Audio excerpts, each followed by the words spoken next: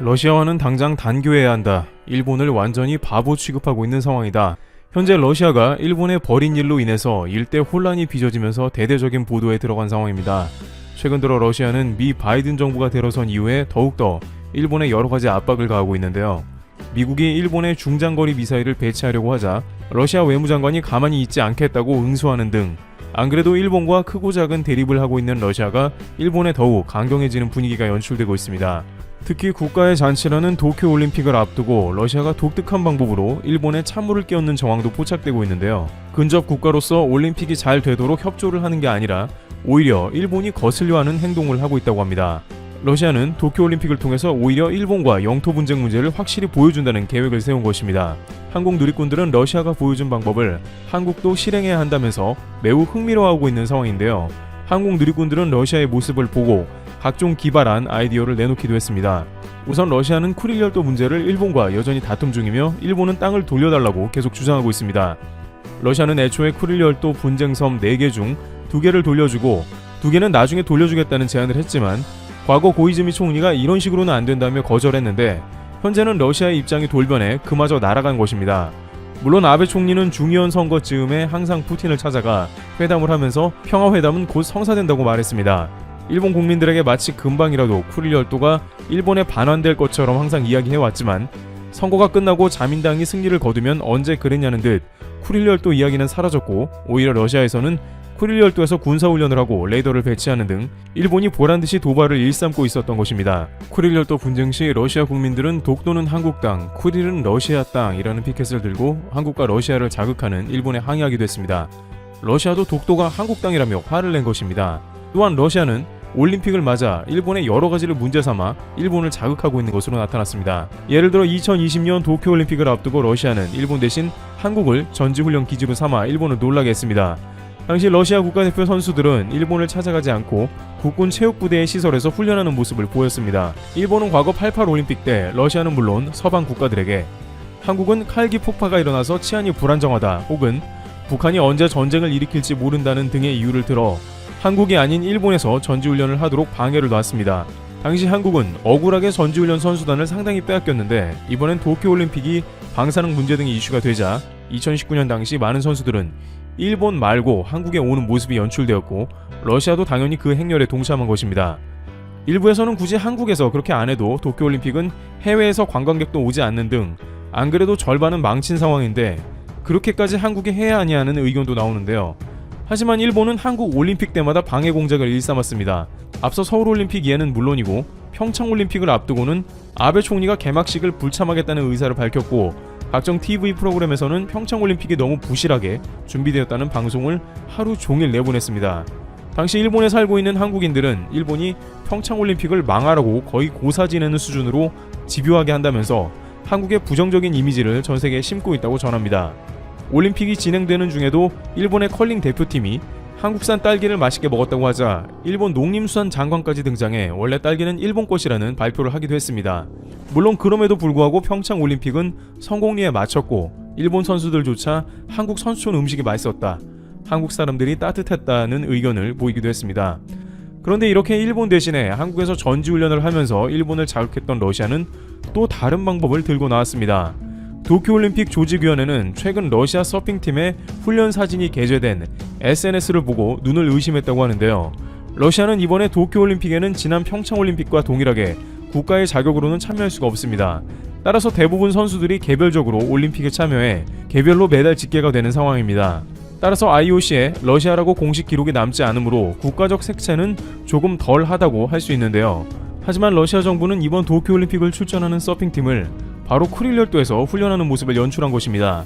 러시아의 쿠릴 열도 서핑팀은 관련 사진을 게재하면서 이렇게 쿠릴 열도의 파도가 좋은지는 몰랐다 라면서 쿠릴 열도가 서핑 훈련하기에는 환상적이라는 대표단의 말을 덧붙여 씻는 모습을 연출한 것입니다. 그러나 서핑 훈련을 하는 사람들 사이에서는 곧바로 러시아의 행동이 뭔지를 알아차렸다고 합니다. 또한 한국에서도 러시아의 행동을 보고 여러가지 아이디어를 얻을 수 있겠다는 의견도 나왔다는데요. 우선 서퍼들은 쿠릴 열도가 북쪽 지방으로 바닷물이 차갑기 때문에 절대 서핑 훈련으로 적합한 장소가 아닌데 러시아 대표팀이 굳이 이곳에서 훈련 사진을 올린 것은 바로 일본에 자신들의 영유권을 주장하기 위함인 것인데 이는 러시아 특유의 행동으로 보여주는 방식이라는 겁니다. 푸틴 대통령은 아베 총리 기자단에게 개를 짓게 했습니다. 또한 영토 도발을 하는 일본에 유감이다 이런 말로 하지 않고 폭격기를 직접 띄워 일본을 두 바퀴 돌게 했던 것입니다. 따라서 도쿄올림픽을 앞둔 일본 당국의 보란듯이 전지훈련을 하필 쿠릴 열도에서 하는 것을 연출함으로 해서 일본에 굴욕감을 안겨준다는 판단이 나오고 있습니다. 이와 같은 행동은 그런데 금기시되었다고 알려졌습니다. 러시아도 이를 모르진 않았을 것입니다. 올림픽을 앞둔 국가를 굳이 정치적으로 자극할 필요가 없으며 이는 올림픽 정신에 위배됩니다. 그런데 러시아에서 왜 올림픽을 앞두고 굳이 일본과 영토 분쟁을 하는 이곳에서 전지훈련을 하면서 자신들이 시료 지배하고 있는 땅을 다시 한번 러시아의 영토라고 강조했나 하는 의문이 들고 있는데요. 이에 관해서는 도쿄올림픽 조직위원회가 2019년 도쿄올림픽 공식 홈페이지에서 성화봉송 지도를 게재하면서 남쿠릴 열도를 일본의 영토로 표기한 것이 그 이유라고 지적됩니다. 당시 러시아의 언론 프라우다는 이에 관해서 러시아가 이 일 때문에 도쿄올림픽을 보이콧할지 모른다며 도쿄올림픽 조직위에 대한 불만을 드러냈습니다. 물론 이 가운데 한국의 독도 역시 러시아의 쿠릴과 함께 일본의 영토로 작은 점이 붉게 표시되어 있었습니다. 보통 올림픽은 잔치를 여는 주인집으로 여겨지기 때문에 이러한 예민한 문제는 적절하게 피하는 것이 보통이나 일본이 먼저 한국과 러시아를 자극한 것입니다. 하지만 일본 정부는 이렇게 자기들이 먼저 자극해놓고 오히려 스포츠는 스포츠이지 정치와는 별개라며 이를 결부시키면 안 된다는 내로남불의 자세를 보였습니다. 한편 러시아의 이러한 모습은 한국에게도 한 가지 아이디어를 줬다는 반응이 이어지고 있습니다. 네티즌들은 한국도 이번에 처음 도쿄올림픽에 실시되는 바다 수영에 가까운 오픈 워터 스위밍 전지훈련을 독도에서 진행하는 모습을 보여야 한다고 말합니다. 일본이 올림픽 지도에 독도를 일본 땅이라 표기했기에 한국도 러시아와 같은 올림픽 전지훈련으로 응수하며 일본에 보란듯이 행동해야 한다는 것입니다. 또한 수영은 기록 경기이기 때문에 일본 심사가 뒤틀려도 한국 선수에는 이렇다 할 페널티나 텃세를 주기 어렵습니다. 실제 이러한 것이 상당한 효과도 있는 것으로 보입니다. 10년 전만 해도 일본은 쿠릴 열도를 당연히 돌려받아야 하고 러시아와 평화조약 회담을 잘 끝내서 일본 영토를 수복해야 한다는 의견이 80% 이상을 넘은 것으로 확인되었습니다. 그러나 최근 들어서 러시아가 쿠릴 열도의 강경한 모습을 보이고 군부대 훈련과 레이더까지 배치하는 모습이 나오자 일본 국민들은 사실상 쿠릴 열도를 힘의 논리에 의해서 포기하는 모습이 보이고 있습니다. 관련 기사의 베스트 답글이 인상적인데요. 그는 우리나라에 힘이 없고 러시아에 힘이 있다. 그것뿐이다. 라면서 국제사회에서는 군사력만이 지배하는 야만스러운 사회고 일본은 그것을 깨달아야 한다는 의견을 냈습니다.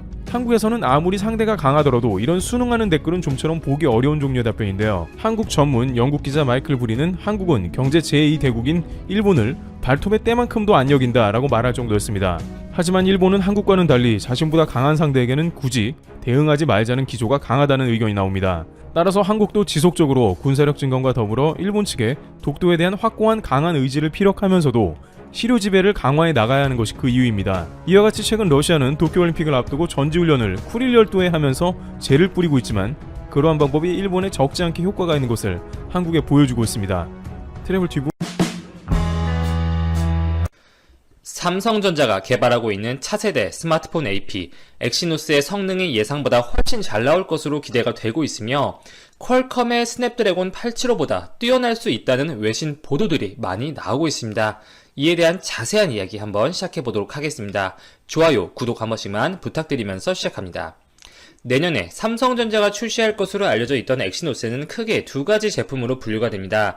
갤럭시 S21 플래그십 스마트폰에 탑재되는 고성능 AP인 엑시노스 2100 그리고 중저가용 이 보급형 모델에 탑재될 것으로 보이는 엑시노스 1080입니다. 후자는 갤럭시 A 시리즈 그리고 중국 제조사들에서 많이 사용될 것으로 예측이 되고 있고 이미 중국의 스마트폰 제조사 중에 한 곳인 비보는 내년에 엑시노스 1080의 탑재를 결정한 바 있습니다. 두 가지 모델 중에서 아무래도 고성능 제품인 엑시노스 2100의 성능의 주목도가 쏠리는 것은 당연하다고 볼 수가 있겠죠. 엑시노스 2100이 과연 그동안 삼성전자 입장에서 아픈 손가락으로 불렸던 엑시노스의 부정적인 이미지를 개선시킬 수 있을 것인가? 퀄컴의 스냅드래곤과 얼마만큼의 기술 격차를 줄일 수 있을 것인가? 최근 엑시노스 2100이 퀄컴이 내년에 출시할 것으로 알려진 차기작 스냅드래곤 875보다 높은 성능을 보여줄 것이라고 예상하는 외신 보도들이 유의미하게 많이 나오고 있는데 과연 근거가 있는 것인가? 이 샘 모바일은 삼성 유저들은 스냅드래곤을 이길 수 있는 엑시노스를 오랫동안 기다려왔다면서 차기 엑시노스는 이전과는 크게 다를 것이라고 예측을 했습니다.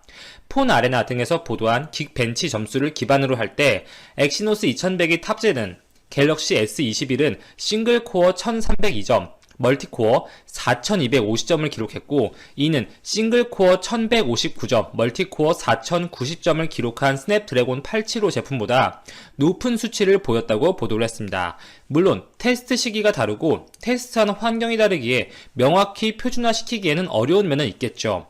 가장 최근 스냅드래곤 875를 기반으로 샤오미 기기를 테스트했을 때 싱글코어 1105점, 멀티코어 3512점이 나왔다고 합니다. 이 벤치 스코어 점수만으로 완벽히 차기 엑시노스가 스냅드래곤 875보다 성능이 우수하다고 주장할 수는 없겠지만 적어도 이전 세대 제품들보다는 그 기술 격차가 많이 줄어들지 않을까 보수적으로 그렇게 예측을 해볼 수가 있겠고요. 실제로 중국의 유명한 IT 전문가로 알려진 아이스 유니버스는 엑시노스 2100의 출시 소식을 전하면서 스냅드래곤 875보다 더 높은 퍼포먼스를 보일 것으로 예측된다 라는 멘션을 남긴 바 있었습니다. 그리고 중급기 모델에 탑재가 될 엑시노스 1080 역시 이 안투투 점수를 보면 693만 3600점을 기록해서 현존 최고의 스마트폰 AP라고 볼 수 있는 퀄컴의 스냅드래곤 865 플러스가 기록한 64만 8871점을 앞섰습니다. 주목할 점은 GPU 점수에서 엑시노스가 스냅드래곤보다 높게 측정이 되었다는 것입니다. 엑시노스의 약점으로 줄곧 지적되었던 것이 GPU 성능이었죠.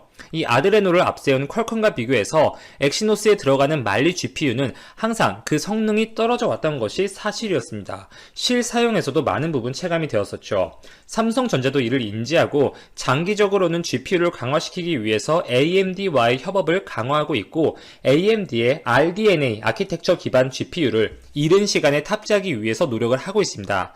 해당 제품이 출시되는 시점은 2022년, 23년 정도로 예측이 되고 있고 현재 말리 GPU를 달고도 더 높은 안투투 스코어를 기록했다는 것에 어느 정도 의미 부여를 할 수 있을 것 같습니다. 엑시노스 2100의 스펙에 대해서 조금 더 자세히 말씀을 드려보면 말도 많고 탈도 많았던 삼성의 자체 CPU 개발팀 이 몽구스가 해체되었죠. 그러면서 ARM의 레퍼런스 코어가 탑재가 되었습니다. 첫 해죠. ARM의 코어텍스 X1 그리고 A78 3개, A55 4개 이렇게 구성될 것으로 보이고요. 이 ARM의 코어텍스 X1은 A 시리즈보다 그 성능을 드라마틱하게 끌어올린 최신 버전이라고 보시면 되고 이 A77과 비교해서 20%에 가까운 성능 향상이 예측이 되고 있습니다. 이렇게 1 플러스, 3 플러스, 4의 구성을 갖추게 되고 퀄컴의 차기 제품 스냅드래곤 875와 구성상 큰 차이는 없게 되는 것이죠. 스냅드래곤 875에도 ARM의 코어텍스 X1이 들어갈 것으로 점쳐지고 있고 클럭에는 차이가 있겠죠.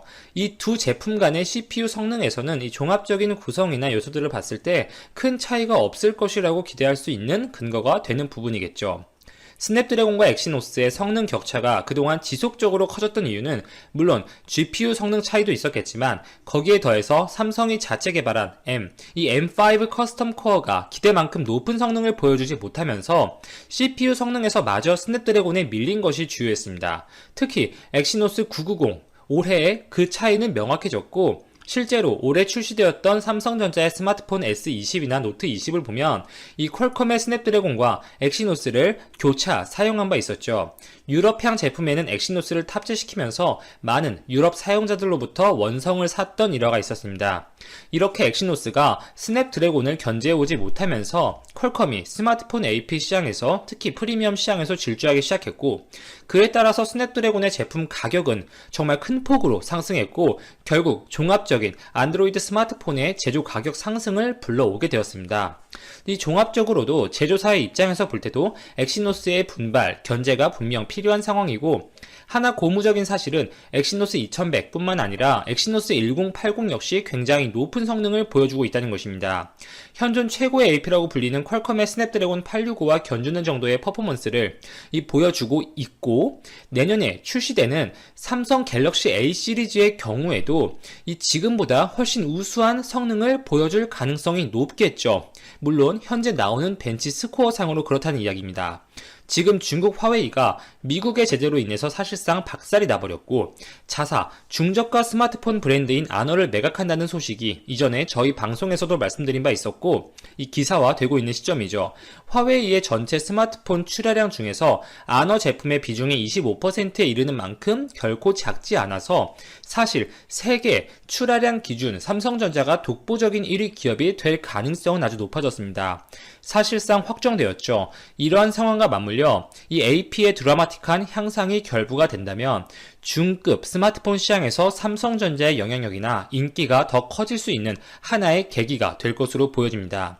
이 개인적인 생각으로 차기 엑시노스에 대한 외부의 평가는 굉장히 우수한 편이고 그동안과는 조금 온도 차이가 있죠. 이 좋은 벤치 스코어를 기록하고 있습니다. 그러나 기본적으로 말리 GPU를 아직까지 탑재하고 있고, 이 업그레이드된 아드레노를 탑재한 퀄컴의 스냅드래곤과 비교하면 여전히 GPU 부분에서는 퀄컴의 스냅드래곤이 우위를 점할 가능성이 높아 보이고, 2022년 이후 AMD가 성공적으로 이식이 된다면 그 판세는 명백히 달라질 것으로 예측을 할 수가 있습니다. 한 가지 확실한 것은 앞으로 2021년을 기점으로 엑시노스와 스냅드래곤의 기술 격차는 줄어들 것이고, 엑시노스의 과거의 명성을 회복하는 한 해가 될 수 있지 않을까 싶습니다. 올해가 엑시노스의 가장 흑역사로 기록될 한 해가 되지 않을까 싶네요. 이상 즐거운 라디오였습니다. 오늘도 제 방송을 들어주셔서 진심으로 감사드립니다.